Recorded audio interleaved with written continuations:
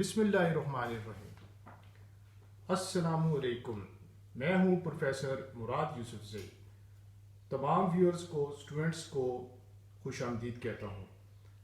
تحریک خلافت پہ میں پہلے بات کر چکا ہوں اس ٹاپک پہ اور ڈیٹیل سے بات کی ہے، لیکن مجھے کچھ ویورز اور اسٹوڈنٹس نے یہ کہا کہ آپ سلطنت عثمانیہ کا جو زوال ہے اسے ذرا ڈیٹیل سے بیان کیجیے، تاکہ ہمیں وہ فردر جو ایگزامز ہیں ان میں بھی وہ کام آ سکے اور ہم دیگر حوالوں سے بھی اس میں سے پوائنٹ اٹھا سکیں اور سمجھ سکیں کہ یہ کیا ہے۔ تو آج جو ویورز میں بات کروں گا وہ سلطنت عثمانیہ کے زوال کے حوالے سے ہے۔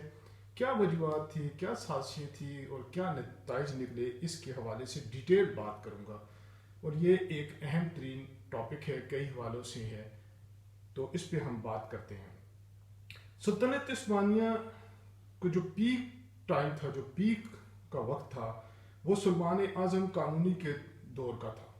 ان کے دور میں یہ اپنے عروج پہ، وہ جو سلطنت ہے عثمان امپائر جو ہے وہ اپنے عروج پہ تھی۔ سلطان اعظم نے 1532 میں پہلی بار ویانا کا محاصرہ کیا، لیکن ڈیئر اسٹوڈنٹس، عیسائیوں کے، کرسچنس کے بھرپور دفاع کی وجہ سے یہ محاصرہ ناکام رہا، اور 1683 میں یعنی کہ 83 میں سلطان محمد رابع کے دور میں ایک بار پھر عثمانیوں نے یعنی عثمانز نے ویانا کی طرف پیش قدمی کی اور اس کا محاصرہ کر لیا۔ لیکن ڈیئر ویورز، اس بار بھی آسٹریا جو یورپ کا ایک ملک ہے اور پولینڈ وہ بھی یورپین اسٹیٹ ہے، ان کی متحدہ افواج نے عثمانز کو شکست دی، دوبارہ سے شکست دیکھنی پڑ گئی۔ دوسری بار پھر ویانا کا محاصرہ بھی ناکامی کے بعد سلطنت عثمانیہ کا زوال شروع ہو گیا۔ اب جب 2 ٹائمز مسلسل ان کے حملے ناکام ہو گئے تو یہاں سے ان کا جو زوال ہے، عثمان امپائر جو ہے، اس کا ڈکلائن جو ہے وہ شروع ہو جاتا ہے۔ 1697 میں سلطان مصطفیٰ ثانی نے ہنگری پر لشکر کشی کی۔ اب اس کے نتیجے کیا ہوا کہ نیکسٹ جو ہے زنتا کے مقام پر عثمانیوں اور آسٹریا کی جو فوج ہیں ان کے درمیان شدید لڑائی ہوئی، جس میں ایک بار پھر عثمانز کو شکست کا سامنا کرنا پڑا۔ سلطان مصطفیٰ عثمانی نے کارنیز معاہدے کے تحت 1699 میں ہنگری پر آسٹریا کا قبضہ تسلیم کر لیا۔ یہ عثمانی تاریخ میں پہلی بڑی پاسپائی تھی ڈیئر اسٹوڈنٹس۔ 1718 میں عثمانیوں نے آسٹریا کے ساتھ معاہدہ کیا۔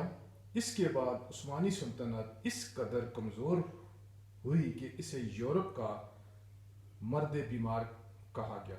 لیٹر آن علامہ اقبال نے بھی ڈیئر اسٹوڈنٹ ترک لوگوں کو، ترکی کو جو ہے یورپ کا جو ہے مرد بیمار کہا تھا۔ اس کے بعد 1914 میں پہلی جنگ عظیم کا آغاز ہوا تو سلطنت عثمانیہ نے اتحادیوں کے مقابلے میں، جو اتحادی ہیں ان کے مقابلے میں دوسری قوتوں کا ساتھ دیا۔ جنگ کے دوران برطانیہ نے عربوں کو عثمانیوں کے خلاف اکسایا اور بغاوت کو ہوا دی۔ برطانوی سیکرٹ سروس کا ایجنٹ، مشہور ایجنٹ کہوں میں، لارنس آف عربیہ اپنے سازشی ذہن کے ساتھ عربوں کی صفوں میں شامل ہو گیا تھا۔ شریف مکہ حسین بن علی نے ترکوں کے خلاف بغاوت کر دی۔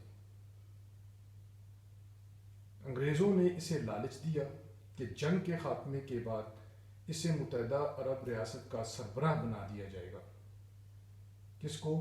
حسین بن علی کی بات کر رہے ہیں ہم، ٹھیک ہے، شریف مکہ حسین بن علی کی بات کریں۔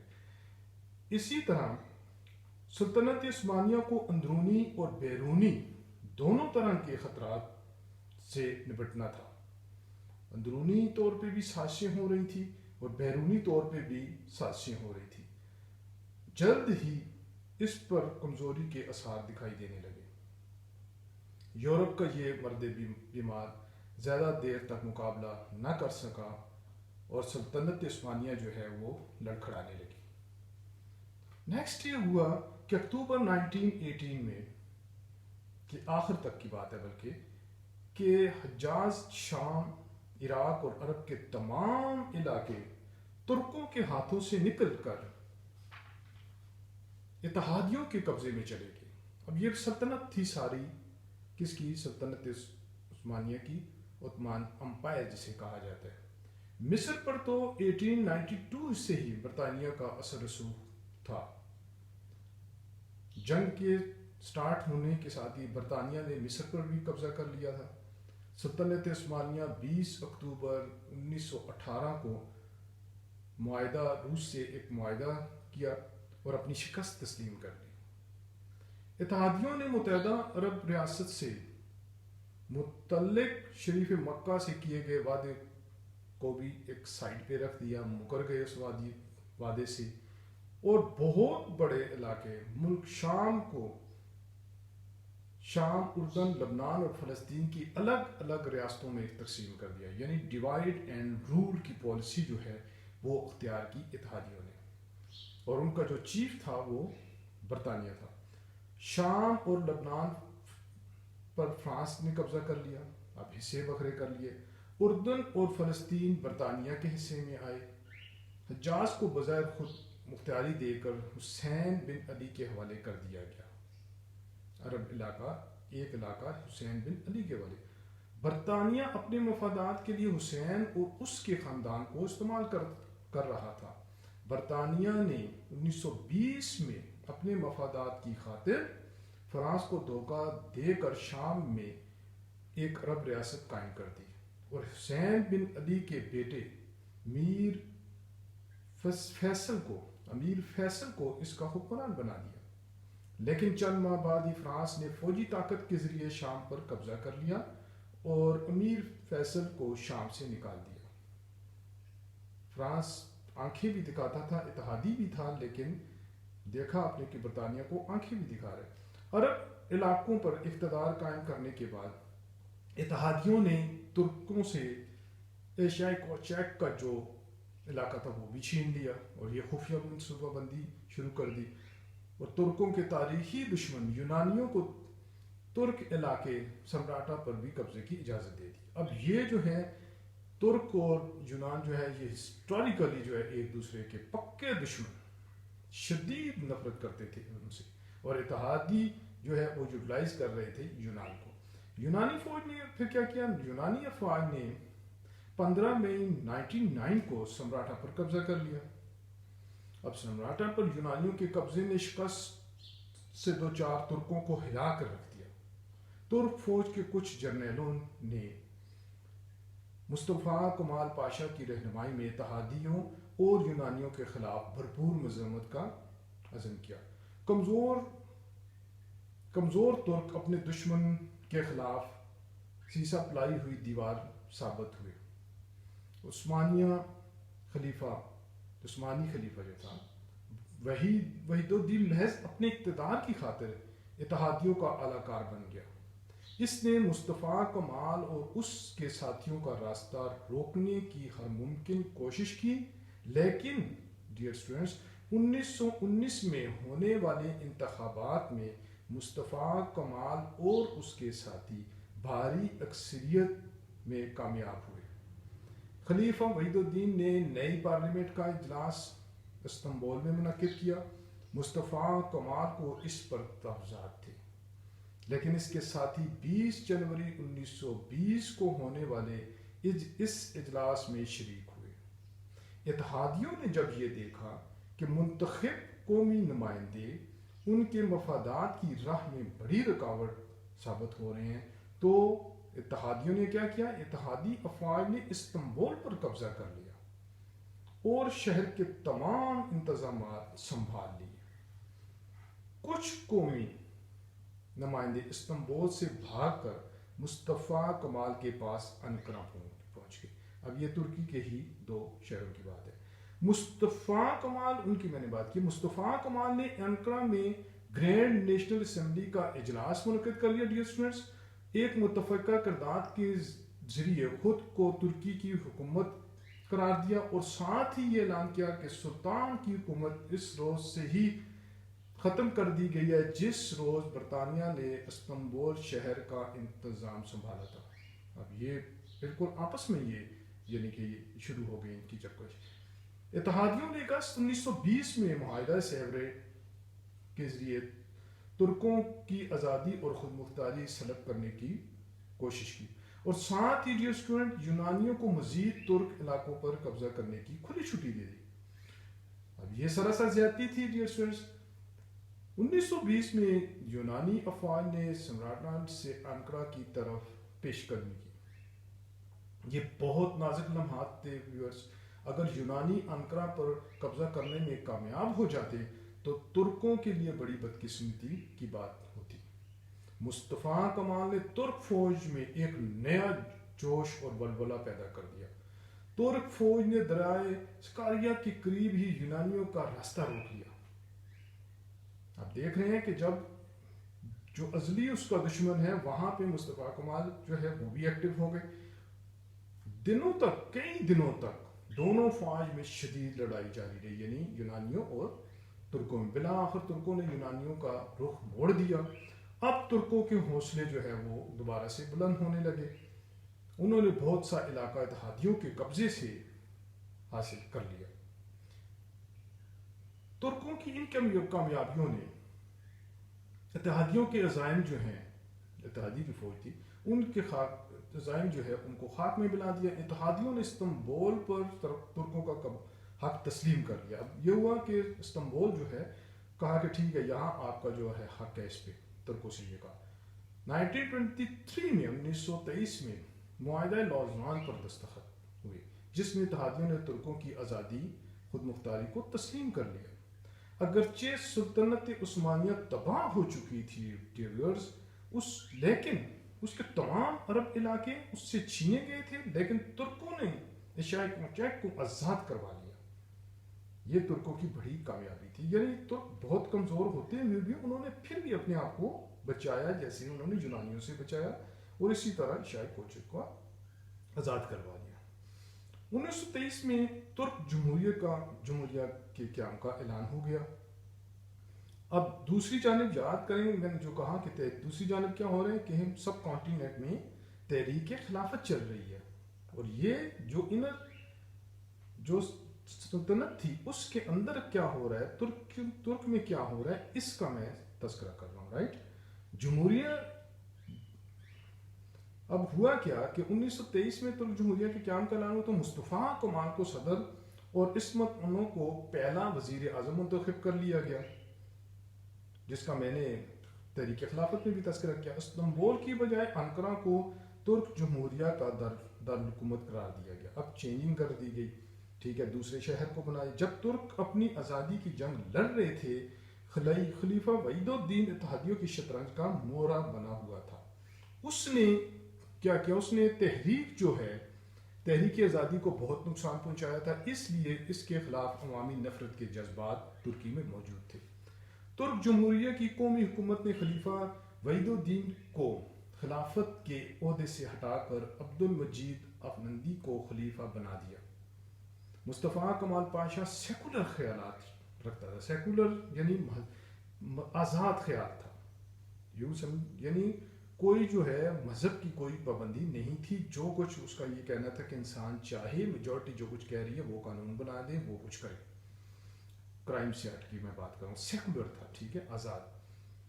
اس نے کیا کیا، مصطفیٰ کمال نے ترکی کو جدید ریاست بنانے کے لیے بہت سے اقدامات کیے. اب اس نے کیا کیا کہ جب وہ گورنمنٹ بنا لی تو اس نے کہا کہ میں اس کو ترکی کو اب جدید ریاست جو ہے وہ بناؤں گا. اور اسے 3 مارچ 1924 کو ایک اعلان کے ذریعے عثمانی خلافت کے خاتمے کا اعلان کر دیا. اس نے اس وقت یہ کہا، یہ ایک طرح کی ٹرانسلیشن میں آپ کو بتا دیتا ہوں، کہ اس نے کہا کہ لیکن ایک جدید قومی ریاست اور ترک قوم اس وقت تک وجود میں نہیں آ سکتی تھی جب تک روایتی ملائیت کی بنیادیں جوں کی توں رہتی اور ان کی علامت خلیفہ اپنے مسند پر برقرار رکھتا. آپ سمجھ رہے ہیں بات؟ یہ کہہ رہے ہیں کہ وہ کہہ رہے ہیں یہ جو خلیفہ والا سسٹم ہے یہ نہیں چل سکتا تھا. اگر یہ ہوتا تو اس نے کہا کہ ترکی پھر جدت حاصل نہیں کر سکتا تھا. یہ اس نے اپنی سپیچ میں اس طرح کا تذکرہ کیا. اب ساری بات مجھے یہ یاد نہیں ہے بھی. اور اس کے بعد کیا مصطفیٰ کمال کے اس فیصلے کو عالم اسلام میں پسندگی کی نظر سے نہیں دیکھا گیا. دوسری جانب سب کانٹیننٹ میں کیا ہوا کہ تحریک خلافت جو ہے وہ ناکام ہو گئی جب انہوں نے مصطفیٰ کمال نے ہی جو ہے اس کو خلافت ہی کو ختم کر دیا, سسٹم کو ہی وہاں سے وائنڈ اپ کر دیا ترکی سے. پھر کیا ہوا کہ شریف مکہ حسین بن علی نے خلافت کے ادارے سے مسلمانوں کی قلبی وابستگی کو دیکھتے ہوئے خود خلیفہ ہونے کا اعلان کر دیا. اب جب وہاں سے خلافت ختم ہوئی تو اس کے بعد کنہوں نے شروع کر دی, عرب جو ہیں جو عرب خلیفہ انہوں نے جو ہے حسین بن علی نے کہا کہ میں خلیفہ ہوں. اب اس کے بعد اس کے جو سیاسی حریف عبدالعزیز المسعود نے اس اعلان کی بھرپور مخالفت کی. اب جو دوسرے شاہ اس وقت کے عبدالعزیز جو المسعود جو ہے اس نے کہا میں نہیں مانتا ہوں اس خلافت کو میں ہرگز نہیں مانتا ہوں, اور عرب دنیا کو اس کے خلاف بھڑکا دیا. عرب جو ہیں اس وقت اتنے مخالف نہیں تھے حسین بن علی کے, لیکن وہ اس کے مخالف ہو گئے. پھر کیا ہوا کہ مارچ 1924 میں حسین بن علی حجاز سے یہ مہلک غلطی سرزد ہوئی کہ اس نے خلیفہ اسلام ہونے کا اعلان کر دیا. یہ میں پہلے ہی تذکرہ کر چکا ہوں. اس کا مذاق اڑایا گیا, اس کا عالمی سطح پہ مسلمانوں میں مذاق اڑایا گیا. عبدالعزیز اور حسین بن علی کے درمیان کافی عرصے سے اقتدار کے لیے جو ہے رسہ کشی جو ہے جاری تھی, کھینچا تانی جاری تھی. عبدالعزیز نے 1902 میں رشیدیوں کو شکست دے کر, اب یہ ایک اور جو ہے وہ پارٹی تھی, ان کو شکست دے کر ریاض پہ قبضہ کر لیا تھا. عبدالعزیز کی ہم بات کر رہے ہیں, رائٹ. عبدالعزیز اپنے اس دہائی میں عبدالعزیز نے اپنے جو اس کا اپنی تھنکنگ تھی, ٹھیک ہے, وہابی عقائد نظریات کو پورے جزیرہ نما جو عرب تھا اس میں پھیلانے کے لیے سیاسی اقتدار حاصل کرنے کی کوشش کی. عبدالعزیز جو تھا اس نے وہابیزم جو ہے اس کو پھیلانے کی کوشش کی. حسین بن علی نے جنگ میں ترکوں کے خلاف انگریزوں کا ساتھ دیا تھا, جس کی وجہ سے اسے شدید نفرت سے دیکھا جاتا تھا. کچھ عرصہ اقتدار کے نشے میں سرشار رہنے کے بعد اب وہ انگریزوں کا اتحادی بھی کھو چکا تھا. اب اسے انگریز بھی پسند نہیں کرتے تھے. اس موقع سے فائدہ اٹھاتے ہوئے عبدالعزیز المسعود نے حسین بن علی کے خلاف جو ہے وہ لشکر کشی کی. انہوں نے حملہ کر دیا اس پہ. حسین بن علی مقابلہ نہ کر سکا. دسمبر 1924 میں جو وہابی افواج تھی مکہ میں وہ داخل ہو گئیں. اگلے سال جو ہے وہ جدہ بھی فتح کر لیا گیا, اور عبدالعزیز جو ہے انہوں نے 1932 کو جو ہے نا انہوں نے اعلان کر دیا. سمجھ گئے. اس کے بعد کیا ہوا کہ برطانیہ اور فرانس نے سلطنت عثمانیہ کو شکست دینے کے لیے عربوں کو استعمال کیا. اب انہوں نے کیا کیا, برطانیہ اور فرانس نے مزید کیا کیا, عربوں کو استعمال. پھر عرب سرزمین کو بھی تقسیم کر کے جو ان کے اپنے مقاصد تھے اس کی تکمیل جاری رکھی. انگریزوں نے عرب علاقوں میں ترکوں کے خلاف نفرت اور تعصب پیدا کرنے کی کوشش کرنے کے لیے گہری چال چلی. انگریز چالیں اور ڈیوائڈ رول سے کام لیتے ہیں, اور ہماری یہ ویورز اینڈ ڈیئر اسٹوڈنٹس یہ بدقسمتی یہ کہ ہم ڈیوائڈ میں ہوتے ہیں, اور وہ بھی کیونکہ ہم ذاتی مفادات کو ترجیح دے رہے ہوتے ہیں. لارنس آف عربیہ نے اسی جرنیل نے ایک عرب عالم کے بھیس میں عرب علاقوں میں خاصا اثر رسوخ حاصل کر لیا. اب دیکھیں گے جال اس نے عربوں کو ترکوں کے خلاف اکسایا اور بغاوت کی آگ بھڑکا دی. اس نے اپنی سازشوں سے مشرق وسطیٰ میں بھی برطانوی مفادات کے لیے کام کرنے شروع کر دیے. مسلمانوں کو بہت نقصان پہنچایا. لارنس کی سازشیں کبھی کامیاب نہ ہوتی اگر شریف مکہ حسین بن علی انگریزوں کے دیے گئے لالچ میں آ کر سلطنت عثمانیہ کے خلاف بغاوت نہ کرتے. دراصل عرب آپس میں جو ہے وہ ڈیوائڈ ہو گئے, ایک دوسرے کے مخالف ہو گئے. اگر یہ انڈرسٹینڈنگ ڈیئر ویورز اگر پیدا کر لیتے تو ایسا نقصان نہیں ہونا تھا. عربوں کی بغاوت نہ صرف سلطنت عثمانیہ کے زوال کا باعث بنی بلکہ خطے میں بھی، عرب خطے میں کو کیا کیا چھوٹے چھوٹے حصوں میں تقسیم کر دیا انہوں نے. انگریزوں نے حسین بن علی اور عبدالعزیز المسعود کی سیاسی جو کشمکش تھی اس کی حمایت کی. اب دونوں کو بھڑکایا جا رہا ہے اور حسین بن علی کا سیاسی اقتدار ختم ہو رہا تھا. انہوں نے ہوا کا رخ بدلتے ہی عبدالعزیز کے ساتھ جو ہے تلقات استوار. انہوں نے جب دیکھا کہ کمزور پڑ گئے حسین بن علی تو انہوں نے کیا کیا، عبدالعزیز ان کا ساتھ دینا شروع کر دیا عرب میں. اب ہوا یہ کہ متحدہ عرب ریاست کی بجائے چھوٹے چھوٹے عرب ممالک وجود میں لانے کا مقصد یہ تھا کہ انگریز خطہ فلسطین میں یہودیوں کی الگ ریاست قائم کرنا چاہتے تھے. انگریز کی کوشش یہ تھی کہ یہودیوں کے لیے ایک ریاست وہاں ہونی چاہیے. متحدہ عرب ریاست کی موجودگی میں آسانی سے یہ ممکن نہ تھا. اگر یہ متحد ہوتے ہیں حسین بن علی اور عبدالعزیز، یہ ڈیوائڈ کا شکار نہ ہوتے عرب، تو یہ ممکن نہیں تھا کہ فلسطین جو ہے وہاں پہ جو ہے اسرائیل کے لیے کوئی جو ہے یہودیوں کی کوئی ریاست وہاں بن جاتی. لیکن ایسا ہوا کہ بہت سے علاقے جو ان سے چھین لیے گئے. 1917 میں انہوں نے بلفور ڈکلریشن جو ہے وہ پیش کی. اس کے بعد کیا ہوا کہ امریکہ اور برطانیہ کے لوگ آ کر جو ہے فلسطین کی جو آبادیاں اس میں جو ہے نا بسنے لگ گئے، یہودی آ کے بسنے لگ گئے. دوسری جنگ عظیم کے بعد عربوں کی کمزوری سے فائدہ اٹھا کر 1948 میں یہودیوں نے ایک نظریاتی ریاست اسرائیل قائم کر دی. اب یہ یہودیوں کی اسرائیل جو نظریاتی ریاست ہے، نظریے پہ ان کے نظریے پہ بنی ہوئی اسرائیل کو قائم کر دیا. اسرائیل کے قیام سے پہلے آپ یہ بیٹر نو کہ 1947 میں سب کانٹیننٹ میں ایک اسلامی ریاست جو ہے وہ مسلمان قائم کر چکے تھے. اب یہ جتنی ہے دیکھیں، اب سلطنت عثمانیہ کا زوال ہو رہا ہے. دو چیزیں ہمیں دکھائی دے رہی ہیں، دو اہم چیزیں. ایک یہ ہے کہ ہم آپس میں ٹوٹ رہے ہیں، ڈیوائڈ اینڈ رول کا شکار ہیں، ان کی سازشوں کو نہیں سمجھ رہے، ٹھیک ہے، اور اپنے اپنے مفادات کی خاطر وہ کر رہے ہیں کہ ہمیں جو ہے اقتدار مل جائے، ہمیں اقتدار مل جائے، جس کی بنا پر جو ہے ہمیں جو ہے وہ نقصان ہوا. حالانکہ اگر اتحاد ہوتا تو قطعی طور پہ ایسا نہ ہوتا. ذاتی مفادات نہ ہوتے ہیں، بلکہ امت مسلمہ کے اگر ان کے مفادات کو اس وقت دیکھا جاتا تو ایسا نہ ہوتا اور یہ سلطنت جو ہے یہ قائم رہتی. لیکن یہ ایک اور چیز ہے کہ یہ سلطنت قائم رہتی نہ رہتی، یہ کویسچنز ہیں. وقت بدل رہا تھا، لوگ بدل رہے تھے. ظاہری سی بات تھی کہ سلطنت اتنی بڑی تھی لیکن بہت سے جو ہے ممالک ان کے زیر تھے، وہ علیحدہ جو ہو گئے، آزاد ہو گئے. یہ علیحدہ سے ہم ایک ہسٹری کا ایک پوائنٹ بیان کر رہے ہیں کہ سلطنت عثمانیہ کا جو زوال ہے وہ کیوں ہوا.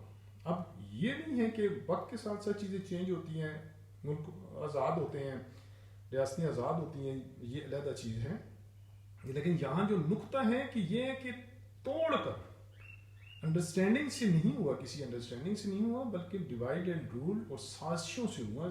تو وہ سازشیں تو لیٹر آن جو ہیں وہ جاری رہی. اب سلطنت عثمانیہ کا خاتمہ ہو گیا. حسین بن علی جو ہے وہ اپنے آپ کو خلیفہ کہہ رہے ہیں، وہاں سے عبدالعزیز وہ اپنے آپ کو کہہ رہے ہیں ہمیں خلیفہ مان لیا جائے، لیکن اس پہ ایگری نہ ہو سکے. سلطنت جو خلافت کا وہ سسٹم تھا وہ تو ختم ہو گیا. اب OIC لیٹر آن جو ہے نا بنا دی گئی، جو مسلمانوں کی وہ ہے جو ہے نا آرگنائزیشن ہے 57 اسلامک اسٹیٹس کی. اب پھر اس OIC جو ہے اس کو رن ہونے دیا.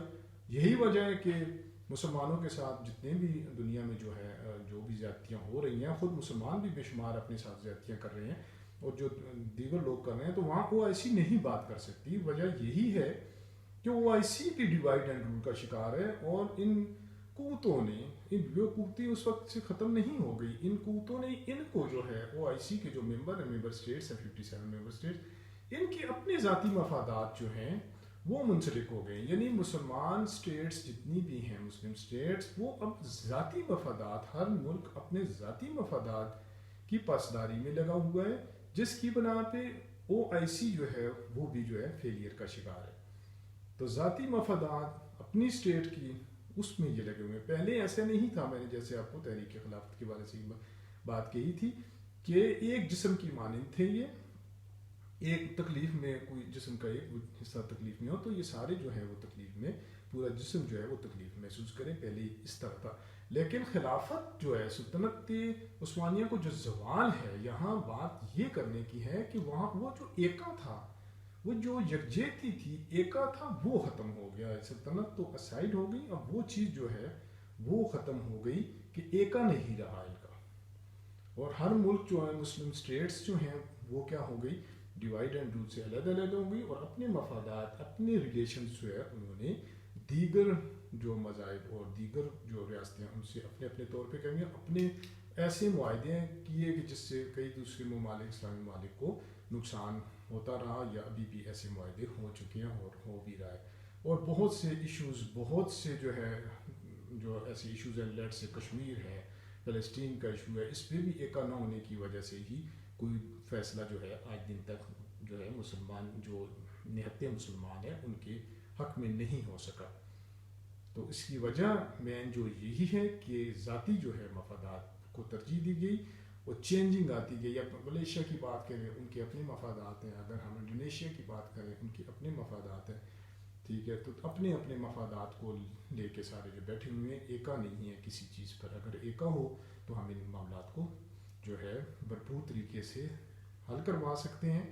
اور یہ ایکا اس سینس میں ہو، پرامن طریقے سے ہو، اور پرامن جو ہے ایشو پرامن حل ہونے چاہیے. ایسا نہیں ہے کہ جو ہے کسی وار یا کسی اس شکل میں ہو، لیکن اپنے جہاں زیادتیاں ہو رہی ہیں مسلم اسٹیٹس کے ساتھ، ان چیزوں کو جو ہے ان مسائل کو حل کرنے کے لیے ایکا جو ہے وہ ضروری ہے، جس طرح کے دیگر کا جو ہے کبھی ہم ان کا بھی تذکرہ کریں گے.